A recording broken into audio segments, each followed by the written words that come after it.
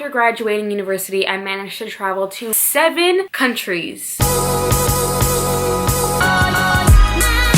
Hey guys, what's up? It's Tova coming at you with a new video. Definitely not an old video because that wouldn't make any sense. Today I want to incorporate travel into my channel. I just graduated university in May of 2019, so last summer. And after graduating university, I managed to travel to 7 countries. I managed to travel almost all of Southeast Asia, partly by myself, partly with friends that I made while traveling. I wanted to come on here and talk about how I did it and share some of my memories with you in hopes that it can inspire you to save up your money and to travel. I had a lot of people asking me, how the hell did you do it? How did you travel to 7 countries after graduating university? Like, weren't you bankrupt? Didn't you need to get back into work? So I'm gonna share all the tea, all the secrets, and show you that it's not as far away of a goal that you think it is. So first and foremost, where did I go? I booked a Contiki tour during my winter semester of my last year in university, and that Contiki tour I booked by myself, for myself. I didn't know anybody on it. The Contiki tour covered 4 countries in Southeast Asia, which was Thailand, Vietnam, Cambodia, and Laos. So those were the 4 first countries that I traveled to. As of May 4th, I packed all my bags and I got on a flight by myself, my first international flight alone. I went all the way to Thailand.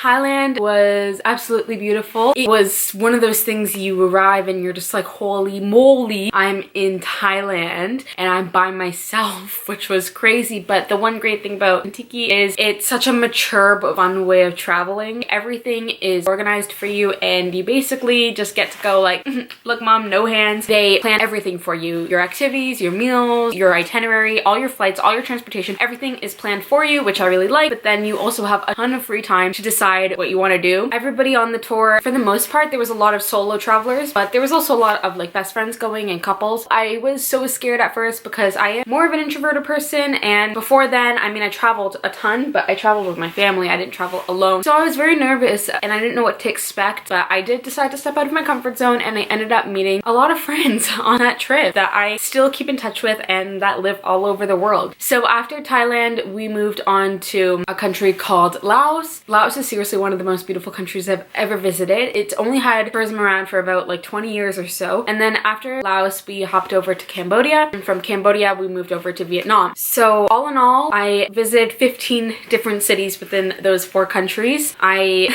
took 10 flights and it was probably one of the most unforgettable experiences of my whole life. Like, I just want to cry when I think about it because I cannot be more grateful for taking that step and going to all those places, and there's something so wonderful about going alone. After that trip, I ended up making 2 amazing friends. So one of them lives in Canada and she lives in Vancouver. So I live in Canada, but I live in Toronto, and those are like 2 completely different areas. So she lives on the island. The other friend that I made, she lives in New Zealand. We got along so flippin' well on this trip, but obviously we had to part ways. We stayed in touch though. When we came back home, basically the moment I came home, I did not want to be home, and we FaceTimed all the time. We decided, screw this, we're going away again. Pretty much we worked our asses off. Within like 3 months, we left again. This time we went to Japan, Philippines, and Bali. I know, it sounds surreal. This trip we did completely on our own. In total, I was pretty much gone for 10 weeks. It's crazy. It's just crazy. All right, cue a little nostalgic clip of my travels.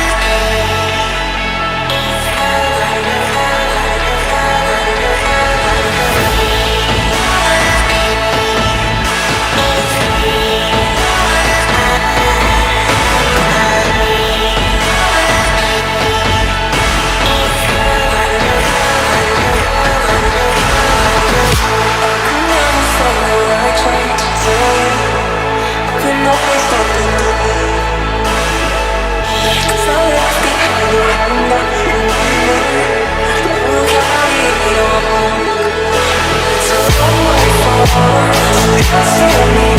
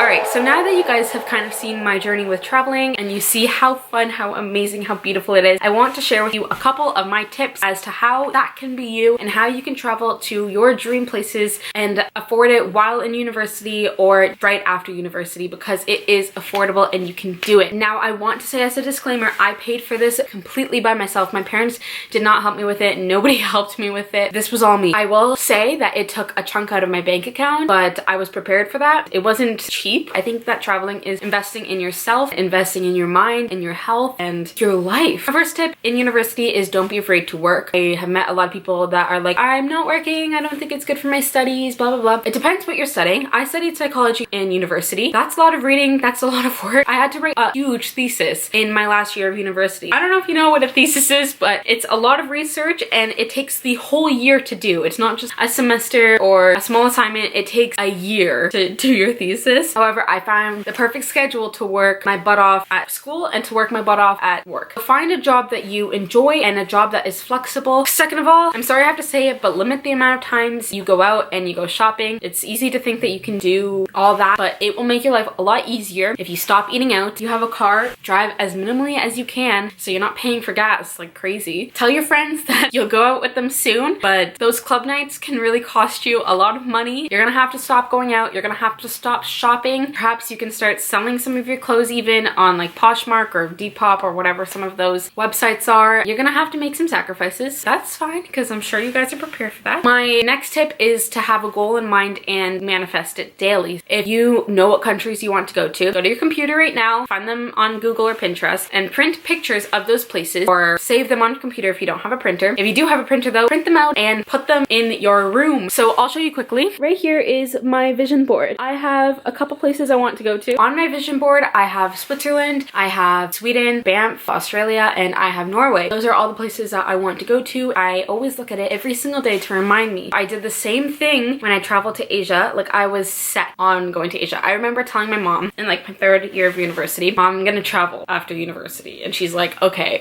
I was like, no, seriously, I'm gonna go to here, here, here, and here. She said, okay. I don't think she believed me, but I did. I did it, and I told myself, I told the universe that those are the places I wanted to go to, and don't worry about how I'm going to do it. That's my problem, but we're going. I think that's a very powerful tool. So know where you want to go, because that will also help you work towards it. My next tip is to not wait for people who aren't sure of going. I think that traveling solo or independently is amazing, and if you're scared to travel completely by yourself, then I would 100% recommend organized group travel like Contiki or G Adventures. Met a lot of people that said they really want to go, but they don't have anyone to go with, and that's stopping them. Or like they want to go with their best friend, but their best friend can't afford it, and they can't afford it, but they won't go because they don't have anyone to go with. Once again, that's stopping them. So if you want something bad enough, you kind of have to get out of your comfort zone and just go. I would say you don't have to wait for anybody to go, just go. Now, aside from having friends hold you back from going, another main thing that I hear is family holding you back from going. Although I don't know exactly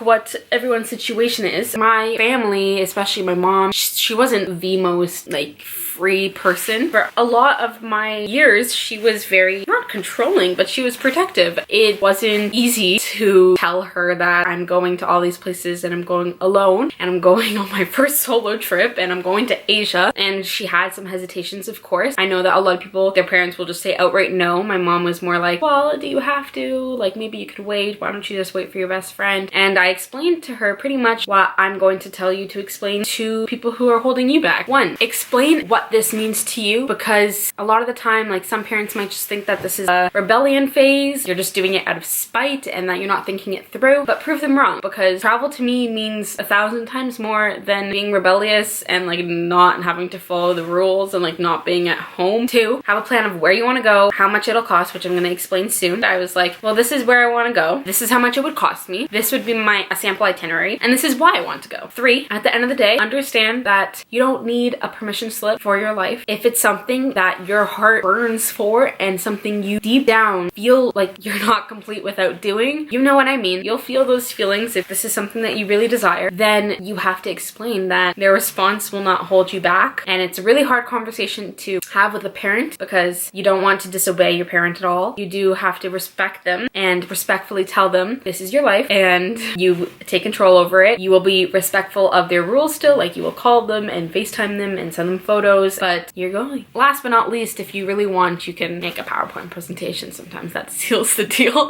I didn't have to do that, but I remember when my brother and I asked for a dog, we made a PowerPoint presentation, and now we have a dog. So my very last tip is just about budgeting. When you're on the stage of planning your trip, once you already know all the places you want to go to, let's say you're backpacking it and you're using Hostelworld or whatever for your hostels, pretend to put in the dates that you hypothetically want. You don't even need to know the exact dates, and gather prices for that. And then go to flights, pretend to book a flight, gather the prices for that, and then search up the currency, what the rate of exchange is, search up how much food costs there, how much some excursions, like how much it would cost to go to a temple or to a show or to a museum. You get my drift. Budget everything. While you're writing down all the prices, always round up, because it's always better to be in a position where you brought more money with you, or you anticipated the trip to be more than if you anticipated the trip to be less and then it ended up being more and now you don't have enough money for it. So always go big. So yeah, that is pretty much how I traveled right after university. I saved up all my money. I worked all through university. I found the reason kind of why I wanted to travel, and I didn't let that reason go. I moved with it. I prioritized traveling very high up on my list. It's very important to me, and if it's important to you, then you will make it work. That's about it for today. If you enjoyed this video, don't forget to give it a thumbs up, and don't forget to subscribe for future content and so we can become friends. Leave a comment down below if you have any questions for me whatsoever. I would be more than happy to answer them, and I may even make a part 2 on some more in-depth budgeting tips, because organizing travels by yourself is a lot. So I would be more than happy to share some of my tips with you if you guys were interested. Thank you guys so much for watching. I'll see you again sometime soon, and